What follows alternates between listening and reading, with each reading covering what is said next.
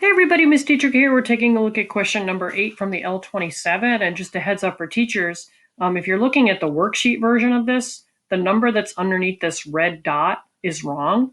It should be this number right here, the 59.5. So we're going to kind of in our minds replace it with that number. All right, the question reads, the points 4, 1, 5, -6, and -4, -6 form 3 of the vertices of a trapezoid that has an area of, and it's supposed to be this number, 59 and 5/10 square units, which point, when the lines are drawn and connected, completes a trapezoid. So what I've done is I've taken all these points and I've plotted them on this coordinate plane. So allow me to show you.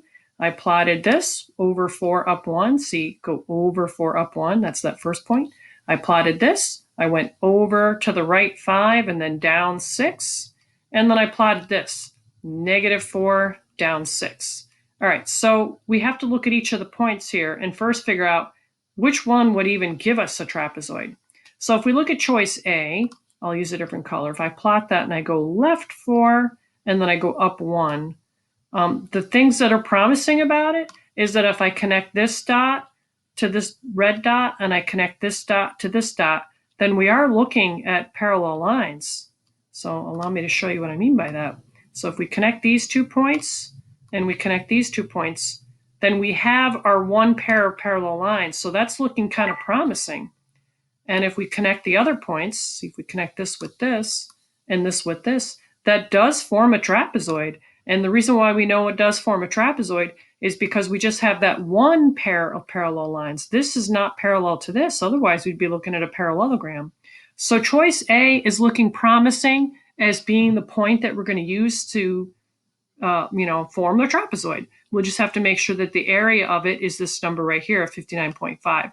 Now, if we look at choice B, that's -4, 2. And if I were to plot that and go left 4, and then I was to go up 2, and instead of connecting this line to this dot, if I connected it to that dot, then it wouldn't be parallel to this. So it wouldn't be a trapezoid. So that can't be it. And if we look at choice C, if I move that over to -3, -1, or I'm sorry, yeah, -3, -1, then that also, if I was to connect this point to this point, that line would not be parallel to this line, and it just wouldn't form a trapezoid. And if we look at choice D, and we did a -3, -2, that would be down here. And if we connected all the points, that also would not form a trapezoid because none of the lines would be parallel to each other if we actually connected them. So it looks like choice A is the only one that's going to give us that trapezoid shape. So the only thing left to do is to just make sure that that does give us the area that they're talking about. So the formula for area of a trapezoid is area equals half of the sum of the parallel sides, which we call base 1 plus base 2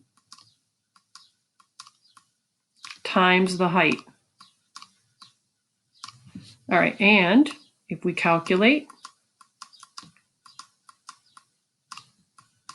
the area, we would have to figure out what are the dimensions for base 1 and base 2. And if we count and figure out how many units long this is, see it's 1, 2, 3, 4, 5, 6, 7, 8.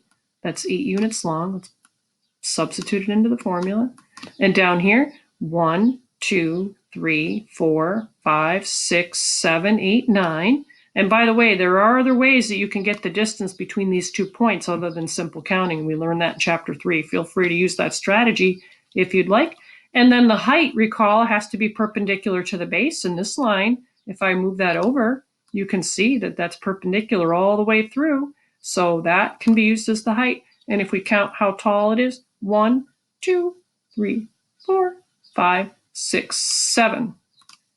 All right, so if we add these two numbers together, that's going to give us 17. That would be the first step. We always do that first when we find the area of a trapezoid, add the parallel sides. So 17 and then times 7 would be your next thing that you would do. So if we do 17 times 7 on the calculator, we get the 119. And if we take half of 119, and a way we can do that on the calculator is you put the 119 in the calculator first, and then you hit the divide by 2 button. So let's go ahead and hit that divide by 2 button.